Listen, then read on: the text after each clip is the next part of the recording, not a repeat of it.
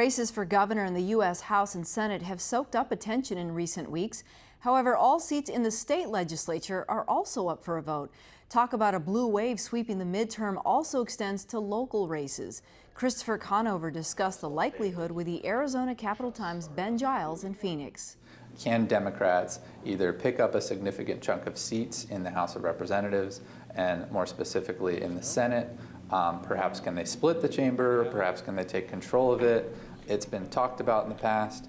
They've always consistently fallen short, and the split in the Senate in particular has remained in favor of Republicans, with talk of perhaps a quote blue wave with a slew of Democratic candidates running in every legislative district possible.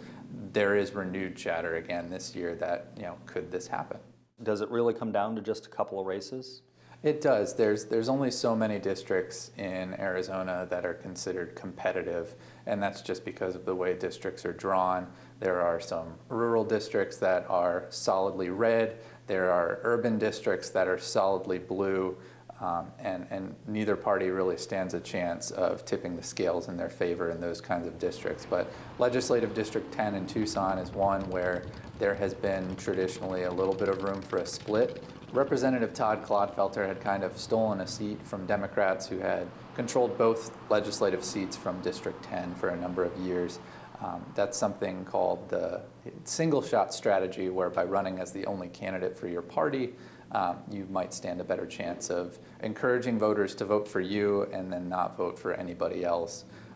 Democrats are hoping to beat back that strategy this year with a wave of enthusiasm and hopefully recapture both seats for their party. At the end of the legislative session, we had the whole Red for Ed movement, tens of thousands of teachers outside and supporters outside the Capitol and inside the Capitol. Are we going to see that movement translate into legislative races in November, do you think? There are certain districts where teachers have decided to not just become active as far as protesting and politicking at the Capitol, but also just running for office.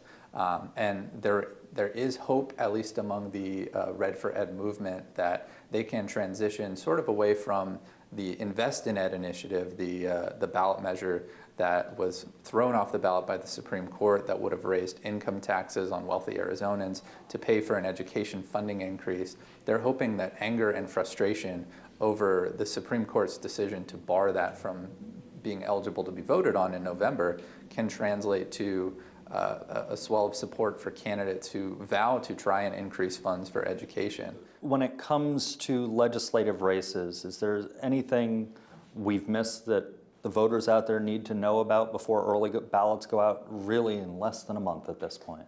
Politicos like myself are going to be watching to see can Democrats take control of the Senate? Can Democrats pick up some seats in the House? But I would just say I will believe it when I see it, because this has been the narrative in every election cycle. Can Democrats seize control? Can Democrats split the chamber? They haven't even split the chamber since 2001 and 2002. That was the last time there was a 15-15 tie in the Senate. And certainly if that happens, in a matter of speaking, all hell will break loose, because there isn't a lot of institutional knowledge left around to know what went down back then. How do we legislate? How do we govern in this type of environment? And that sort of split has an impact not just on the Senate itself, but the governor's office and the House, who have to work closely as the three main bodies who are responsible for drafting a budget. That's the sort of thing that could have dramatic implications for the way the state legislates and the way the state budgets in 2019.